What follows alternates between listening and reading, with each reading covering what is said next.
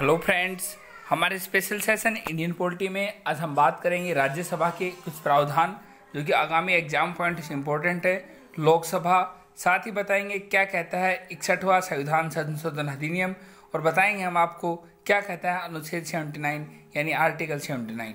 हम आप बता दें, बात करें हम राज्यसभा की, संविधान के अनुच्छेद 83 सब क्लोज 1 में उपबंध है कि राज्यसभा का विघटन नहीं होगा, यानी राज्यसभा जिसे हम अपर हाउस भी कहते हैं एक परमानेंट हाउस है।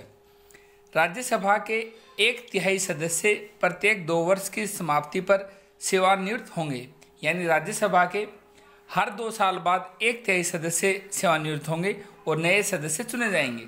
अक्सर एग्जाम में क्वेश्चन आता है कि राज्यसभा के 2 वर्ष बाद कितने सदस्य सेवानिवृत्त होते हैं। आपका आंसर होगा 1/3। राज्यसभा के प्रथम बैच की 2 वर्ष की समाप्ति के बाद जब राज्यसभा का गठन हुआ था 1952 में, उसके बाद 2 वर्ष के बाद 1/3 सदस्यों को सेवानिवृत्त लॉटरी के माध्यम से की गई थी। यानी जिस समय राज्यसभा का गठन हुआ था उसके बाद जब सबसे पहले 2 साल बाद जब सेवानिवृत्त सदस्य को किया गया था 1/3 को, तो उन्हें लॉटरी के माध्यम से किया गया था।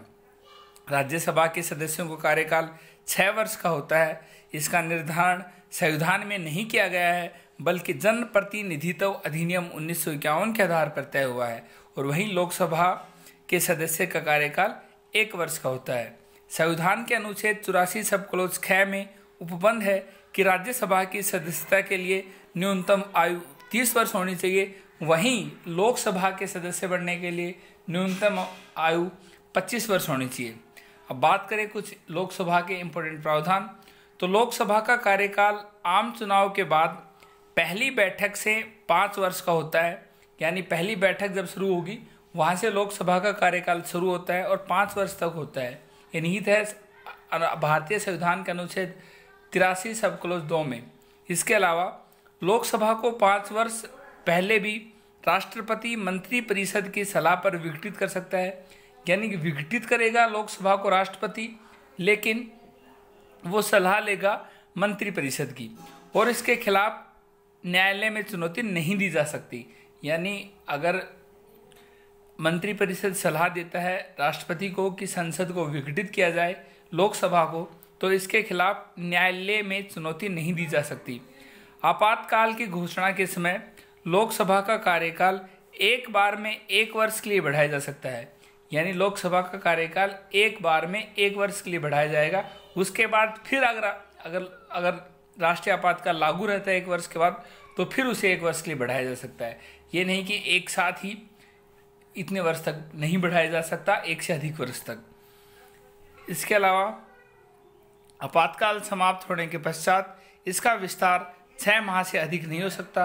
यानी अगर आपातकाल खत्म हो जाता है तो 6 माह के अंदर लोकसभा के इलेक्शन करवाने होंगे। अब बात करें 61वें संविधान संशोधन अधिनियम की, यानी क्या कहता है 61वां संविधान संशोधन अधिनियम। 61वां संविधान संशोधन अधिनियम 1988 में जहां न्यूनतम आयु मतदान करने की 21 वर्ष से घटाकर 18 वर्ष कर दी गई थी। अक्सर एग्जाम में क्वेश्चन आता है किस संविधान संशोधन द्वारा मतदान यानी मतदान की न्यूनतम आयु 21 वर्ष से घटाकर 18 वर्ष कर दी गई थी। वो था 61वां संविधान संशोधन अधिनियम। इसके अलावा अगर हम बात करें कुछ राज्यसभा की ओर, तो राज्यसभा के कुल 250 सदस्यों में से 238 सदस्य राज्यों की विधानसभा के सदस्यों द्वारा निर्वाचित होते हैं। यानी राज्यसभा के जो सदस्य निर्वाचित होते हैं वो विधानसभा के सदस्यों द्वारा निर्वाचित होते हैं, जबकि 12 सदस्य राष्ट्रपति द्वारा मनोनीत किए जाते हैं। 12 सदस्य जो राष्ट्रपति द्वारा मनोनीत किए जाते हैं वो राष्ट्रपति के इलेक्शन में पार्टिसिपेट भी नहीं करते हैं। लेकिन जब राष्ट्रपति को महाभियोग चले यानी राष्ट्रपति का इम्पीचमेंट होगा, तो उस वक्त तो 12 सदस्य राष्ट्रपति को हटाने में पार्टिसिपेट करते हैं, ना कि उसको इलेक्शन में पार्टिसिपेट नहीं करते 12 सदस्य जो मनोनीत होते हैं।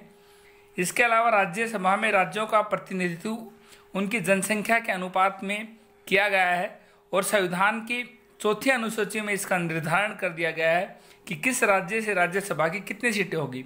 अक्सर एग्जाम में क्वेश्चन आता है कि भारतीय संविधान के किस अनुसूची में राज्यसभा के सदस्यों की सदस्यों का निर्धारण किया गया है? आपका आंसर होगा चौथी अनुसूची।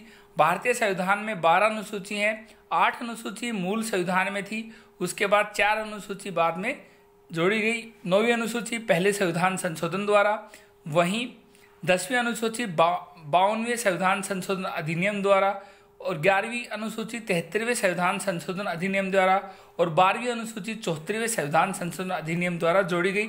इस तरह आज प्रेजेंट में भारतीय संविधान में कुल 12 अनुसूची हैं, जबकि जो चौथी अनुसूची है उसमें निहित है कि एक राज्य से कितने सदस्य होंगे राज्यसभा के। इसके अलावा बात करें अनुच्छेद 79 की।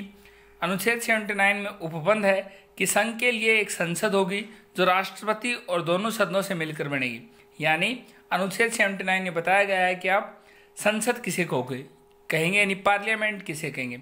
पार्लियामेंट कहेंगे राष्ट्रपति, और राज्यसभा और लोकसभा तीनों चीज़ें मिलकर बनती है एक संसद। अतः राष्ट्रपति संसद का एक अभिन्न अंग है। ये निहित आर्टिकल 79 में।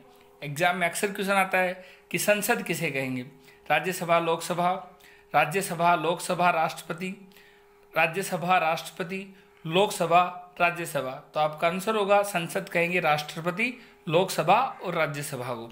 ये निहित अनुच्छेद 79 है। इसके अलावा कितने सदस्य राष्ट्रपति द्वारा निर्वाचित किए जाते हैं? आपका आंसर होगा 12। क्या ये सदस्य राष्ट्रपति के इलेक्शन में पार्टिसिपेट करते हैं? नहीं। जो मनोनीत सदस्य हैं वो राष्ट्रपति के इलेक्शन में पार्टिसिपेट नहीं करते, बल्कि अगर राष्ट्रपति को हटाने की अगर प्रक्रिया चलेगी, यानी इम्पीचमेंट महाभियोग चलेगा, जो कि निहित है भारतीय संविधान के अनुच्छेद 61 में, तो उसमें ये मनोनीत सदस्य पार्टिसिपेट करते हैं। और राज्यसभा की कितनी सीटें हैं, एक राज्य की कितनी सीटें हैं, वो निहित है भारतीय संविधान की चौथी अनुसूची में। इसके अलावा 61वां संविधान संशोधन क्या कहता है? 61वां संविधान संशोधन द्वारा मतदाता की उम्र 21 वर्ष से घटाकर 18 वर्ष की गई थी 1988 में। बात करें लोकसभा की, तो लोकसभा की अपनी पहली बैठक से 5 वर्ष तक इसका कार्यकाल होता है। इसके अलावा जब राष्ट्रीय आपातकाल होगा तो लोकसभा सिर्फ 1 वर्ष में एक बार 1 साल के लिए बढ़ाई जा सकती है, और अगर राष्ट्रीय आपातकाल खत्म हो जाता है तो 6 महीने के अंदर यानी 6 मंथ में इलेक्शन करवाने पड़ेंगे। इसके अलावा बात करें राज्यसभा की, तो राज्यसभा एक परमानेंट हाउस है, जो अपर हाउस भी जिसे कहते हैं, और उसमें 1/3 सदस्य हर 2 साल बाद सेवानिवृत्त होते हैं। इसके अलावा इसके जो सदस्य है उसका कार्यकाल 6 वर्ष का है। जब पहली बार जब लोकसभा बनी तो उसके बाद जब सदस्य जब सेवानिवृत्त किए गए तो लॉटरी के माध्यम से किए गए थे, और इसमें जो सदस्यों की न्यूनतम आयु है जो इसके सदस्य होंगे उसकी है 30 वर्ष, बल्कि लोकसभा की है 25 वर्ष। हमारे आज के सेशन में इतना ही। Thank you.